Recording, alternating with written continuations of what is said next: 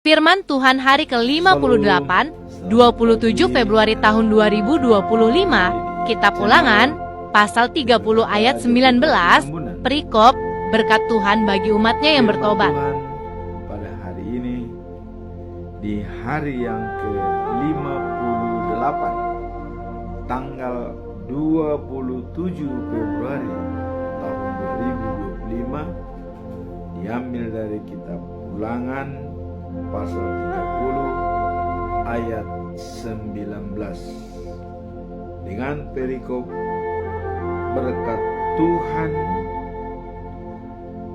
bagi umatnya yang bertobat. Itulah perikop dari ayat tersebut. Sebagai nats, selalu kita buat dalam 3 bahasa, yaitu bahasa Indonesia sehari-hari, dan bahasa Batak Toba Siganupari. Natnya adalah sebagai berikut. Aku memanggil langit dan bumi menjadi saksi terhadap kamu pada hari ini. Kepadamu ku perlihatkan kehidupan dan kematian, berkat dan kutuk. Pilihlah kehidupan supaya engkau hidup, baik engkau maupun keturunanmu. Itulah ayatnya. Kemudian dalam bahasa Indonesia sehari-hari dikatakan begini. Sekarang kamu boleh pilih antara hidup dan mati, antara berkat Tuhan dan kutuknya. Langit dan bumi saya panggil menjadi saksi keputusanmu. Pilihlah hidup. Dengan bahasa Batak Toba Siganupari di dok somnon alani i saunari pilit hamuma hanguluan manang hamatean pasu-pasu manang bura sian debatan. Langit dohot tanuma nagabe saksi di haputusanmu. Pilit hamuma hanguluan. Itulah firman Tuhan pada hari ini. Sekarang kita masuk dalam bacaan pagi, diambil dari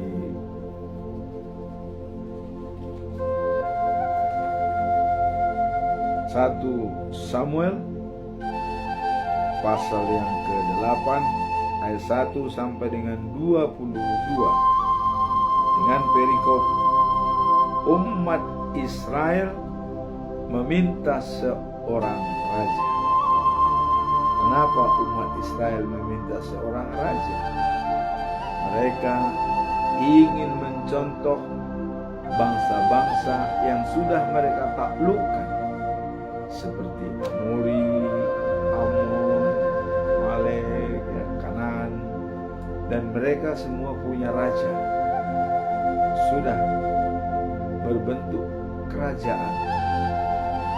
Sedangkan bangsa Israel selama ini rajanya adalah Allah, pemimpin langsung bangsa Israel. Jadi belum ada raja yang diangkat oleh mereka. Dalam perikop ini adalah Israel meminta raja. Apa makna dari perikop ini? Dalam pasal 8 ayat 1 sampai 22. Maknanya adalah kita menemukan kisah ketika bangsa Israel meminta raja untuk memerintah mereka. Nah, jadi meskipun Tuhan adalah raja mereka, jadi permintaan ini ya, menggambarkan ketidakpuasan dan ketidakpercayaan bangsa Israel terhadap kepemimpinan Tuhan. Ini dinyatakan oleh Tuhan sendiri kepada Samuel pada waktu mau merestui supaya Samuel ya memberikan raja kepada bangsa Israel. Jadi permintaan ini menggambarkan ketidakpuasan dan ketidakpercayaan bangsa Israel terhadap kepemimpinan Tuhan dan Samuel sebagai nabinya. Jadi mereka minta raja, kayaknya sudah tidak yakin lagi dengan Nabi Samuel dan juga rajanya adalah sebagai Allah. Ini yang perlu kita simak dalam-dalam. Nah, kemudian apa pesan moral daripada perikop ini? Bahwa mereka meminta raja. Pesan moralnya adalah ya, bahwa ayat ini mencerminkan ya, ada risiko memilih untuk mengandalkan manusia daripada Allah. Jadi risikonya ada. Ya. Kalau tadinya mereka mempunyai raja Tuhan Allah, ya masih biasa-biasa saja. Tapi kalau sudah mengandalkan manusia sebagai raja, ya, ini ada risiko dan konsekuensinya. Nanti kita lihat dalam pembelajaran apa yang disampaikan oleh Tuhan. Jadi pesan moralnya adalah Tuhan memberi peringatan kepada Samuel bahwa permintaan rakyat adalah penolakan terhadapnya. Jadi Tuhan sudah mengatakan Samuel bahwa mereka minta raja karena mereka sudah menolak saya sebagai raja mereka. Ya, karena kalau seandainya tetap memang rajanya Allah, bagi Allah yang salah dihukum, tidak ada ampun. Nah, kalau nanti mungkin sudah ada raja akan beda ceritanya. Tapi begitu Allah sebagai raja, memang yang salah pasti dihukum, tidak dibiarkan berkembang. Nah, itulah pesan moral daripada perikop ini. Nah, sekarang apa pembelajaran yang bisa kita ambil dari perikop ini ya?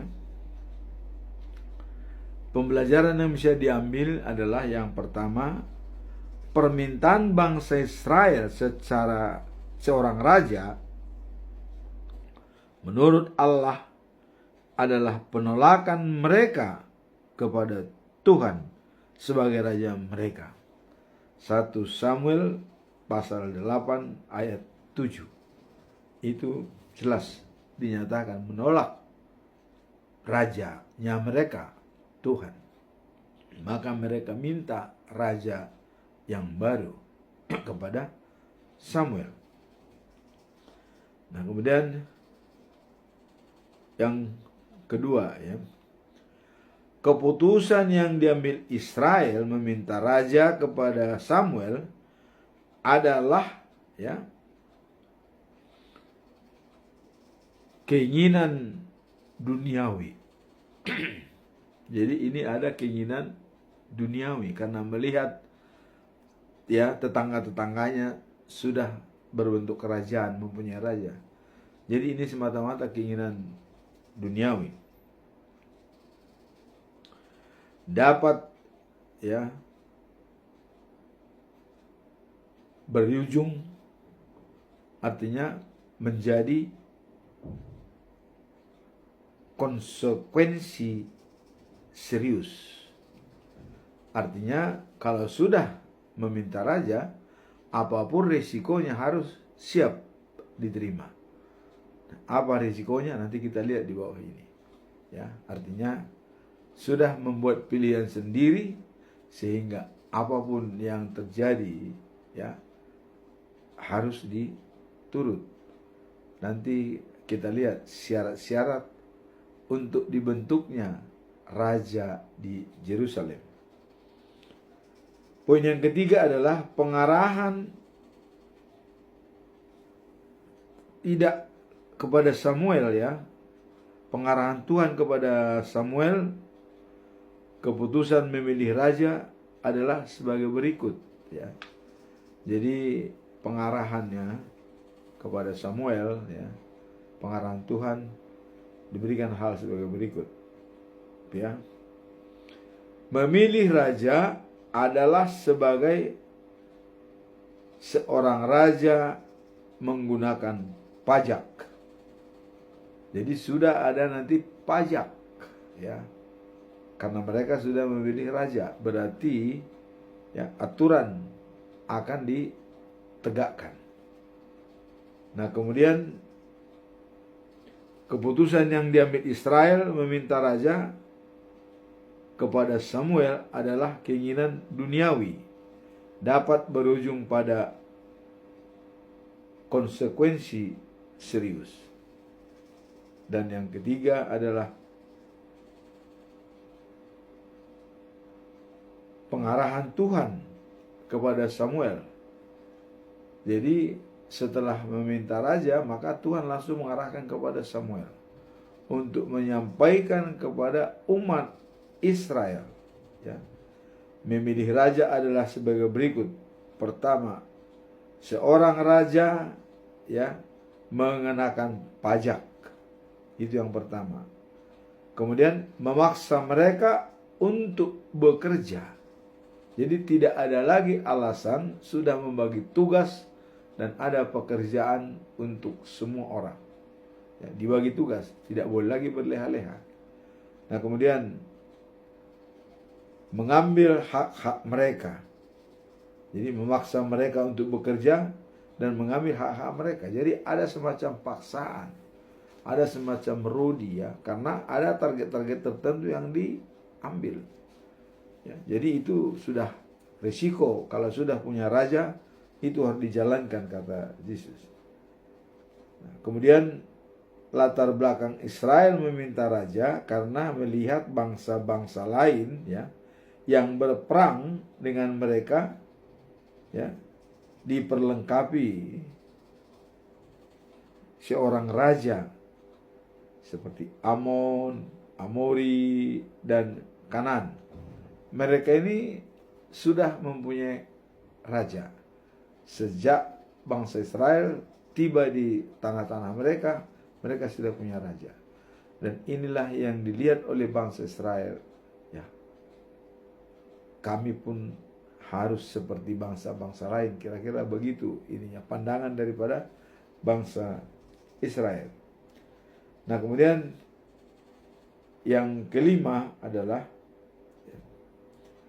dari pernyataan yang diberikan oleh Allah kepada Samuel, ya, untuk syarat-syarat memiliki raja dalam ayat 19 mengatakan,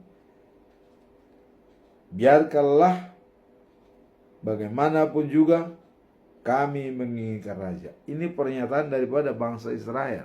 Setelah disampaikan syarat-syarat tadi, harus bekerja untuk pemerintahan, diambil hak-haknya, kemudian dibungut pajak, ya. Tapi bangsa Israel mengatakan, biarlah bagaimanapun juga kami yang menginginkan raja.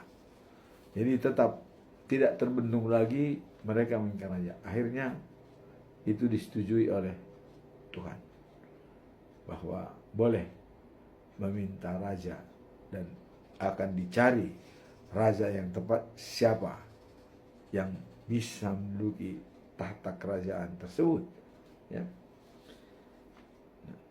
Demikianlah kita lihat makna dan pesan moral dan pembelajaran dari perikop bacaan pagi. Sekarang kita masuk dalam bacaan malam, diambil dari kitab Roma pasal 13 ayat 1 sampai 14. Kewajiban terhadap pemerintah. Jadi kita di bawah pemerintahan A, B, C, ada kewajiban kita untuk mereka. Apakah kewajiban itu? Ayat ini mengajarkan tentang pentingnya penyerahan kepada otoritas yang ada, serta bagaimana seorang Kristen seharusnya hidup sebagai bangsa dan masyarakat. Ya. Paulus menekankan bahwa semua otoritas diajarkan oleh Tuhan. Jadi semua otoritas yang telah ditetapkan oleh Tuhan, ya, dan seharusnya dihormati oleh umatnya, sehingga kita dapat hidup dalam perdamaian dan ketertiban. Itulah yang kita lihat makna daripada bacaan malam, ya, dalam kitab Roma pasal 13 ayat 1 dengan 14. Artinya di sini dianjurkan kepada seorang Kristen, ya, kita sebagai orang Kristen seharusnya hidup sebagai bagian dari masyarakat. Jadi Paulus menekankan bahwa semua otoritas ditetapkan oleh Tuhan dan seharusnya, ya, dihormati oleh umatnya. Nah, sehingga kita dapat hidup dalam perdamaian dan ketertiban. Jadi kalau sudah ada raja pasti dianggap damai dan tertib. Tapi itu pun belum tentu juga. Bisa juga dengan ada raja malah terjadi pergolakan besar, bahkan permusuhan, ya. Mari kita lihat dalam episode berikutnya. Nah, dalam Roma 13 ayat 1, inilah pesan moral daripada perikop ini. Dikatakan, setiap orang harus taat kepada pemerintah yang di atasnya, sebab tidak ada pemerintahan yang tidak datang dari Allah, dan pemerintah yang ada ditetapkan oleh Allah. Jadi pemerintah yang ada itu ditetapkan oleh Allah, ya. Nah, kemudian dikatakan bahwa pemerintah yang ada ditetapkan oleh Allah, di mana setiap orang harus taat kepada pemerintah yang di atasnya, ya. Sebab tidak ada pemerintah yang tidak datang dari Allah. Ini yang menjadi pesan moral. Jadi semua pemerintahan itu harus datangnya dari Allah. Itu sudah dijelaskan dalam pasal ini, ya, dalam pesan moral pada hari ini. Nah, kemudian apa pembelajaran yang bisa kita ambil dari perikop ini? Ya. Pembelajarannya adalah semua otoritas termasuk pemerintah berasal dari Tuhan dan harus dihormati. Jadi semua yang ada di dalam pemerintahan kita di negara Kesatuan Republik Indonesia adalah berasal dari Tuhan. Sehingga harus dihormati, ya, harus dihormati. Nah, kemudian pembelajaran yang kedua ialah Rasul Paulus mengajarkan bahwa ketaatan kepada otoritas adalah bagaikan, ya, adalah bagian dari ketaatan dan kita kepada Tuhan. Jadi hal tersebut adalah bagian dari ketaatan kita kepada Tuhan. Ya. Jadi ini Paulus mengajarkan bahwa ketaatan kepada otoritas adalah bagian dari ketaatan kepada Tuhan. Jadi yang mengatur segala sesuatu dalam kehidupan kita, termasuk dalam otoritas sosial dan pemerintahan. Jadi kalau sudah segala sesuatunya dari pemerintah, kita tidak ada lain harus menurut atas perintahnya. Nah, kemudian poin yang ketiga adalah pentingnya cinta kasih sebagai puncak dari hukum. Sebab segala hukum itu dapat disimpulkan dalam satu tahapan. Nah, kemudian firman Tuhan mengatakan dalam Roma pasal 13 ayat 9, kasihanilah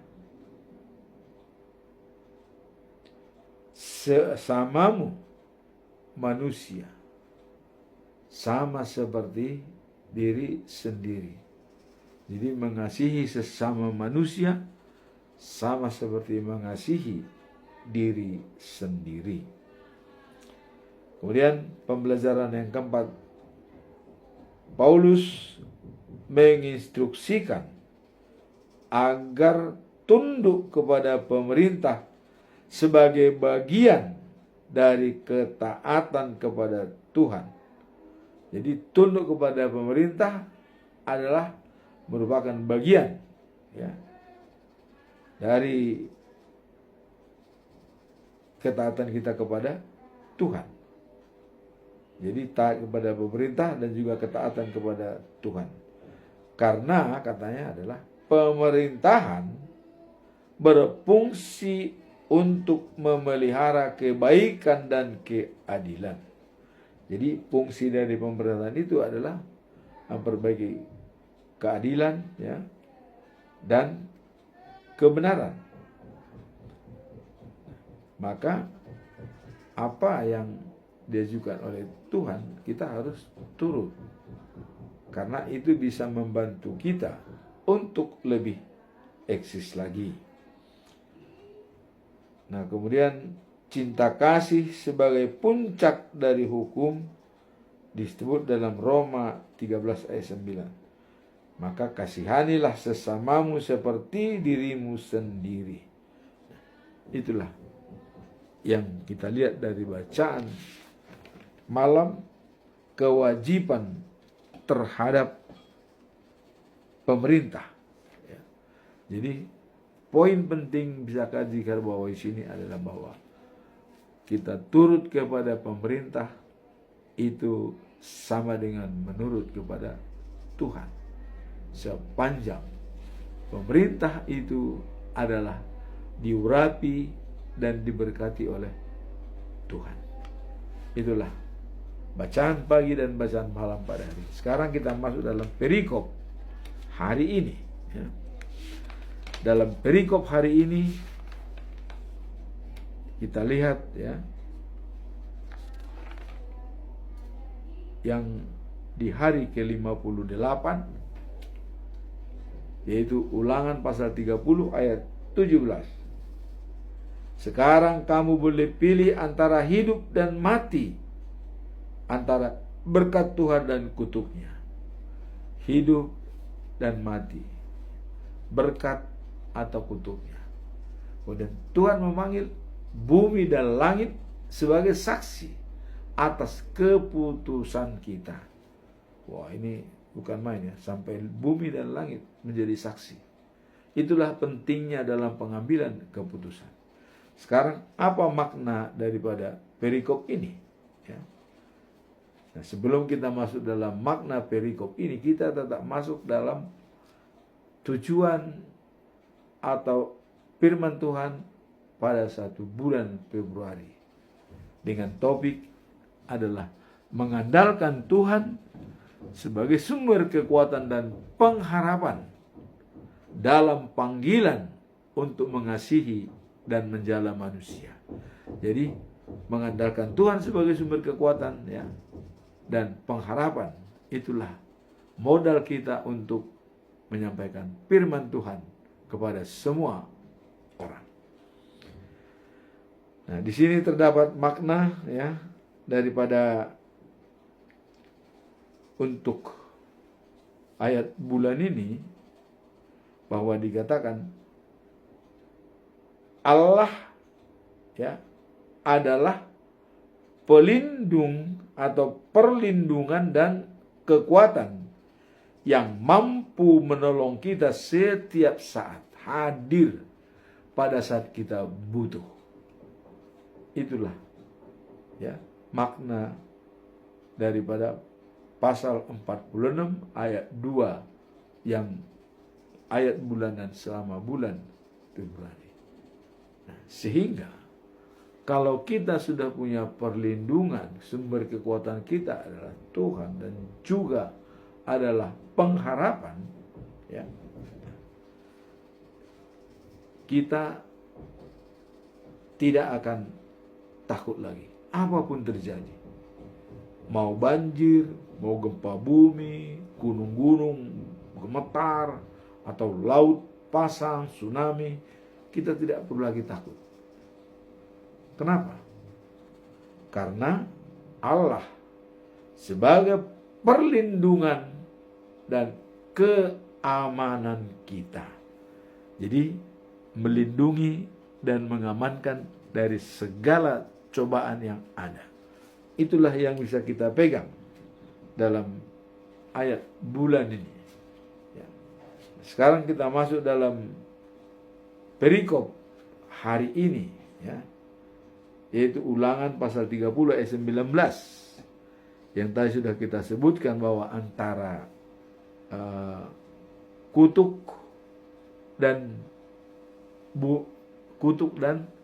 berkat, antara mati dan hidup, saksinya bumi dan langit. Apa makna daripada perikop ini?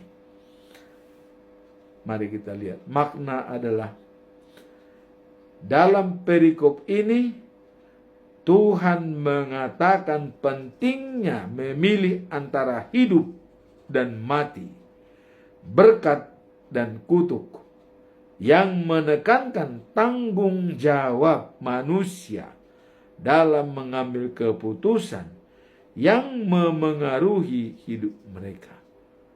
Jadi di sini manusia perlu mengambil keputusan antara hidup dan mati, antara berkat dan kutuk, dan disaksikan oleh bumi.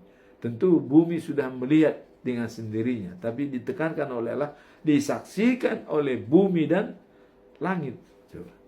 Jadi begitu kita berbicara, bumi ini mendengar, langit juga mendengar, disaksikan. Nah, ini yang disampaikan oleh Tuhan, bahwa disaksikan oleh langit dan bumi. Inilah pesan, inilah makna yang bisa kita lihat dalam perikop ini. Mengambil keputusan yang memengaruhi hidup kita dan yang menekankan tanggung jawab manusia dalam mengambil keputusan antara hidup dan mati. Tapi disarankan oleh Tuhan, pilihlah hidup. Karena Tuhan Allah tidak menginginkan kematian orang fasik, tapi pertobatannya supaya ia dapat beroleh hidup yang kekal dan abadi. Sekarang apa pesan moral daripada perikop ini, ya? Pesan moralnya adalah mengajak kita untuk memahami bahwa, ya, pilihan kita tidak hanya berdampak pada diri sendiri, tetapi juga pada orang-orang di sekitar kita. Begitu kita memilih, itu berdampak bagi orang-orang di sekitar kita. Maka sebelum mengambil pilihan, kita harus selalu berkomunikasi dengan Tuhan Allah. Nah, kemudian setelah kita melihat makna, pesan moral, sekarang kita masuk dalam pembelajaran. Pembelajaran apa yang bisa kita ambil dari antara memilih hidup dan mati, berkat dan kutuk, ya. Apa yang bisa kita ambil dari peristiwa tersebut? Pertama, ya, Tuhan menawarkan kehidupan dan kematian, berkat dan kutuk, sebab inilah pilihan hidup. Nah, jadi Tuhan menawarkan, memberikan kebebasan, mau mati, mau hidup. Kira-kira begitu, ya. Jadi persoalan-persoalan itu diperlebar, ya, oleh Tuhan. Menawarkan kehidupan dan kematian. Dan pilih hidup. Ini merupakan anjuran daripada Tuhan. Kalau kita mau hidup, kita harus memilih hidup. Kemudian pembelajaran yang kedua adalah Tuhan menghadirkan langit dan bumi sebagai saksi betapa pentingnya mengambil keputusan tersebut. Coba. Jadi dalam mengambil keputusan itu antara memilih mati dan hidup, berkat atau kutuk, ya, itu disaksikan oleh bumi dan langit, ya. Dan itu Tuhan memanggilnya, sengaja dipanggil bumi dan langit untuk sebagai saksi. Apa yang kita putuskan? Apa kita memilih kematian, memilih kutuk, atau memilih kehidupan, memilih berkat? Inilah katanya bisa berpengaruh terhadap lingkungan kita. Nah, kemudian poin yang kedua adalah Tuhan menghadirkan langit dan bumi sebagai saksi tadi. Kemudian yang ketiga, hasil pilihan yang diambil untuk melestarikan keturunan menuju kehidupan, ya, seperti pesan pada Daud tentang keturunannya membangun bait suci di Yerusalem, ya, dan kedatangan juru selamat yang kedua kalinya. Nah, jadi di sini dikatakan bahwa pilihan yang diambil untuk melestarikan keturunan menuju kehidupan. Ya jelas, kalau kita pilih hidup, tentu keturunan kita akan lestari, sambung, menyambung. Tapi kalau kita pilih mati bukan kehidupan, ya artinya keturunan kita, ya, mungkin walaupun hidup tapi tidak jelas, karena awalnya juga sudah kematian yang dipilih. Jadi bagaimana keturunannya ke sana? Artinya gelap, ya, gelap. Tapi dikatakan tadi bagi orang yang memilih itu hidup, maka di sini dikatakan, ya, hasil pilihan yang diambil untuk melestarikan keturunan. Jadi untuk menambah keturunan dan mengembangkan keturunan. Itulah fungsi pilihan hidup pada perikop ini. Kemudian poin yang keempat, pilihan yang diambil tidak hanya berdampak pada diri sendiri, tapi juga berpengaruh kepada generasi yang akan datang. Jadi pilihan itu bukan hanya untuk diri sendiri, tetapi juga untuk generasi yang akan datang. Sangat berguna. Kemudian poin kelima, pembelajaran daripada perikop ini adalah dengan menyediakan pilihan tersebut, Tuhan menunjukkan kasih-Nya dan tanggung jawab yang diberikan kepada manusia untuk memilih dengan bijaksana agar hidup yang dialami berkenan di hadapannya. Jadi dengan adanya tawaran dari Tuhan untuk memberikan pilihan, itu adalah merupakan tanggung jawab Tuhan memberikan kepada kita. Adalah benar-benar Tuhan mengasihi kita. Maka diberikan tawaran. Kita tinggal pilih. Mau hidup atau mati. Berkat atau kutuk. Tapi disarankan oleh itu, pilihlah hidup. Itulah pembelajaran daripada perikop ini. Sekarang kita masuk dalam conclusion atau kesimpulan. Saya tetap mengajukan 3 pertanyaan besar supaya dapat menggali lebih dalam lagi isi daripada firman Tuhan. Pertanyaan pertama adalah, sejauh mana pilihan yang diambil hari ini dapat memengaruhi generasi yang akan datang dalam kehidupan kita. Jadi artinya sejauh mana pilihan yang diambil hari ini dapat memengaruhi generasi yang akan datang. Jangan sampai salah memilih, tapi pilihlah yang bisa membangun generasi yang akan datang.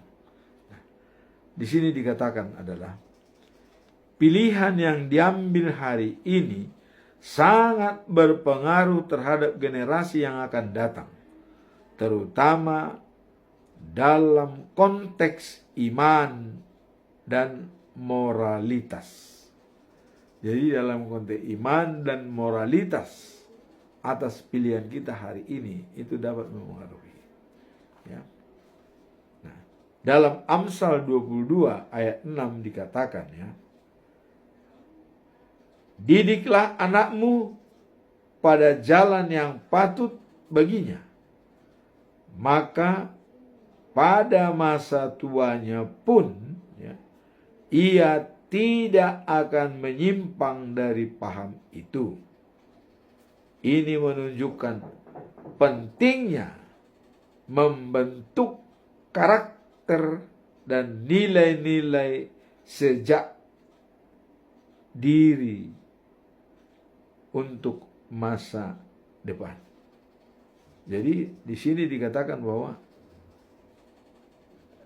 didiklah anakmu pada jalan yang patut baginya, maka pada masa tuanya pun ia tidak akan menyimpang.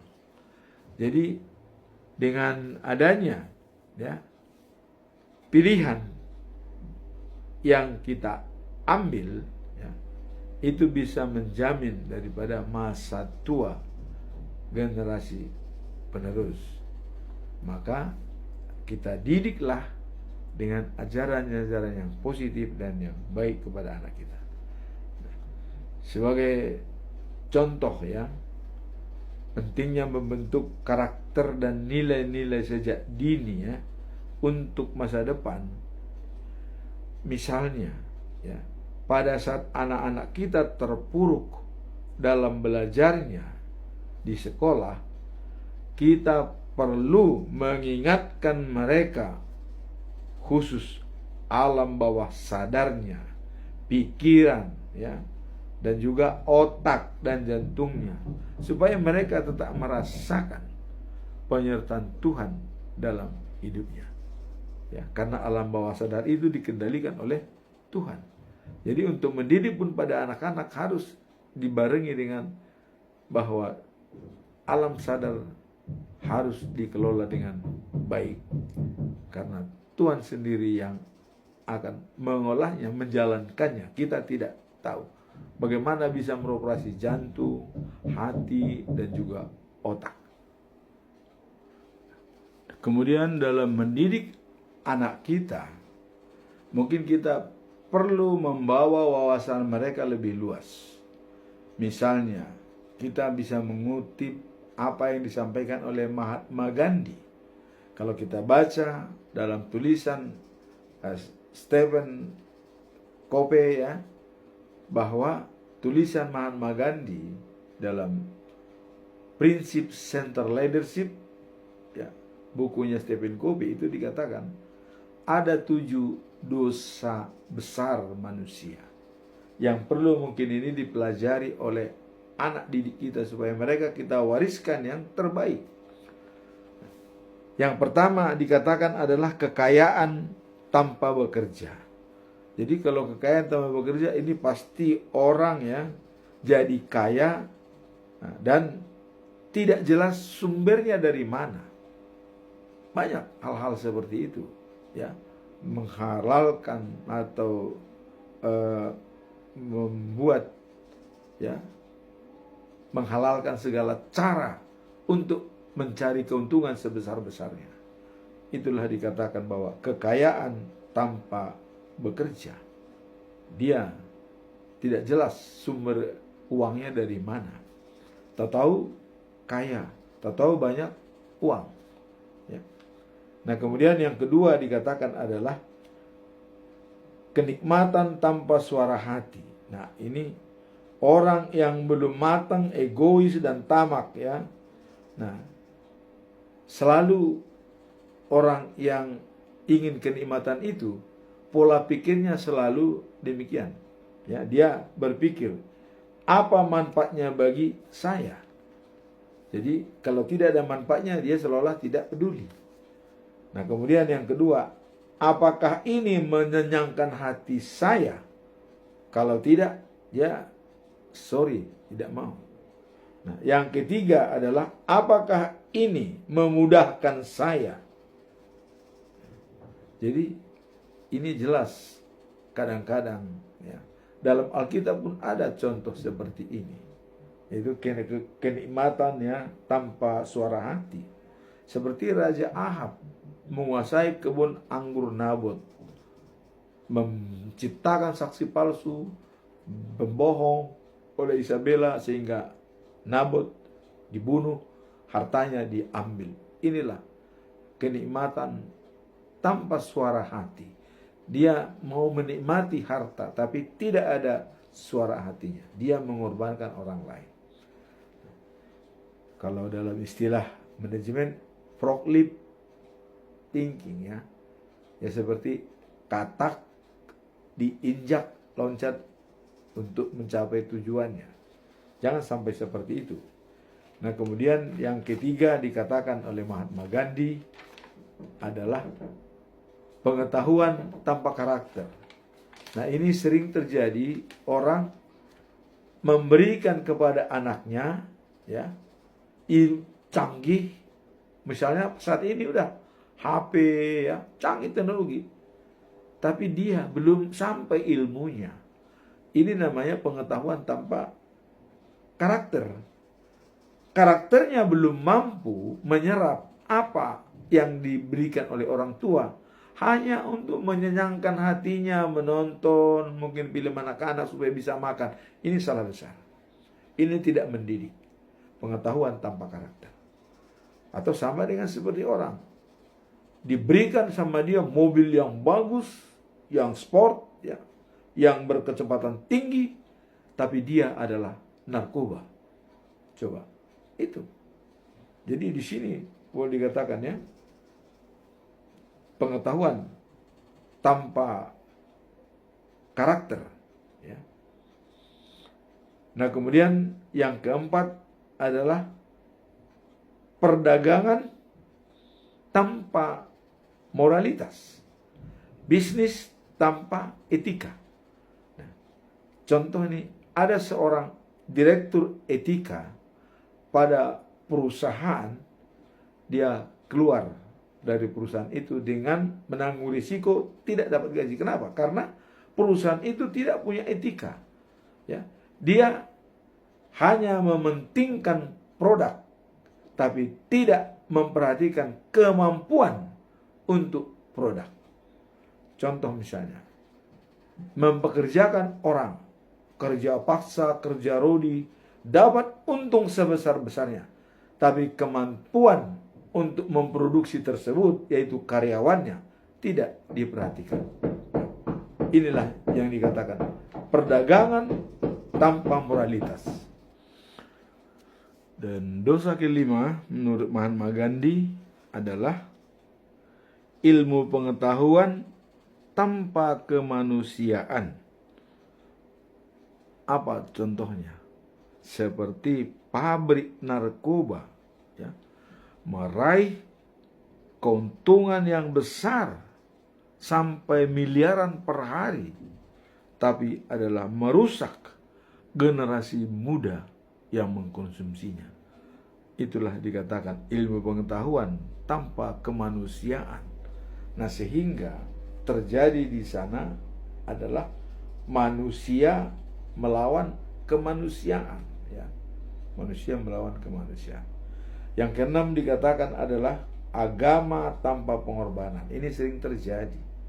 Artinya seseorang itu rajin beribadah dan rajin juga berjudi, rajin beribadah, rajin berbuat maksiat. Nah, inilah dikatakan agama tanpa pengorbanan. Dia tidak mau berkorban untuk menghilangkan sifat-sifat yang membelenggu dia, ya, sehingga dia beribadah dengan tekun. Tapi enggak, beribadah iya, melakukan kejahatan juga iya. Inilah yang dikatakan agama tanpa pengorbanan. Kemudian yang ketujuh terakhir adalah politik tanpa prinsip. Bagaimana kita lihat orang berpolitik dengan aspirasi dan ambisi, banyak yang menghalalkan segala cara. Akhirnya apa yang terjadi?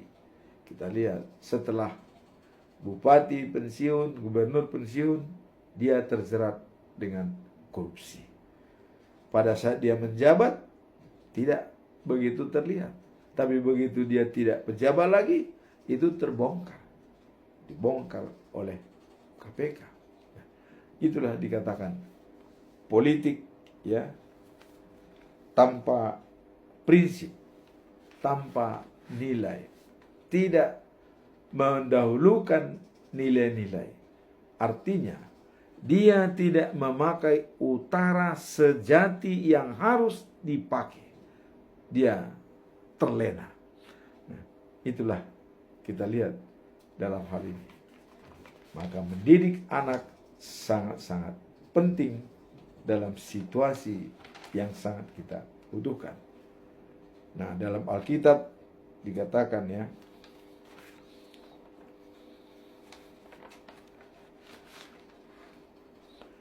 Filipi pasal 4 ayat 8, ya, isi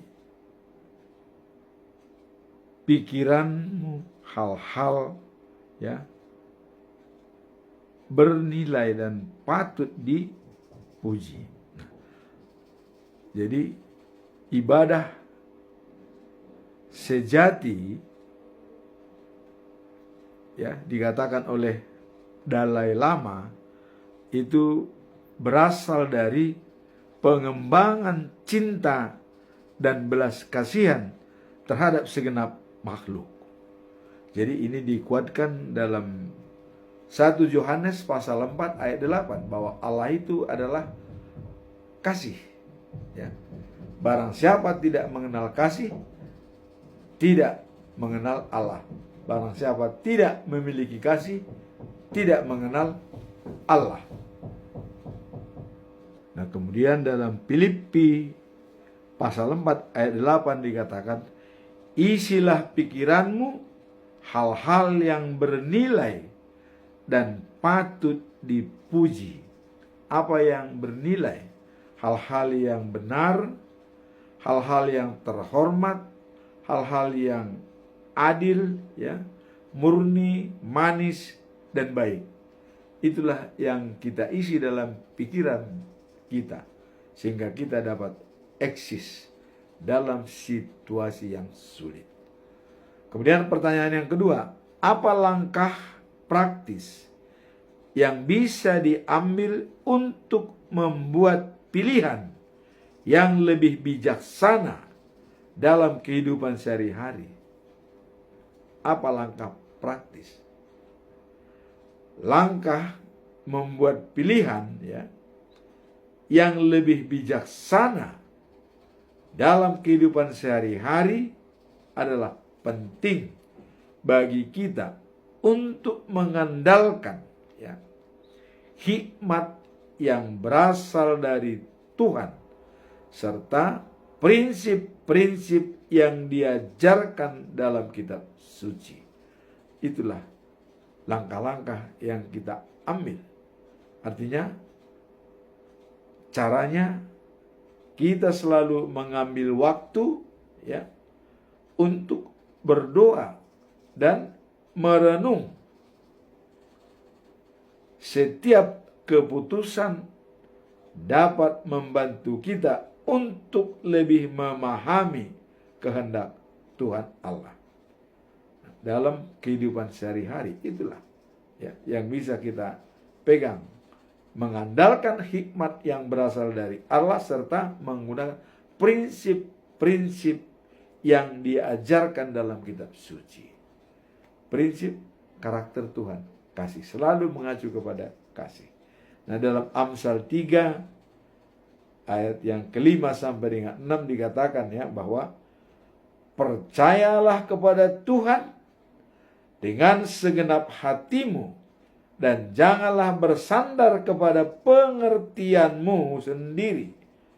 Akuilah Dia dalam segala jalanmu, maka Ia akan meluruskan jalanmu. Jadi, untuk meluruskan jalan kita dan untuk mencapai tujuan, kita percayakan kepada Tuhan dengan segenap hati, bukan dengan pengertian kita sendiri. Kalau mau tujuan kita mulus dan tercapai.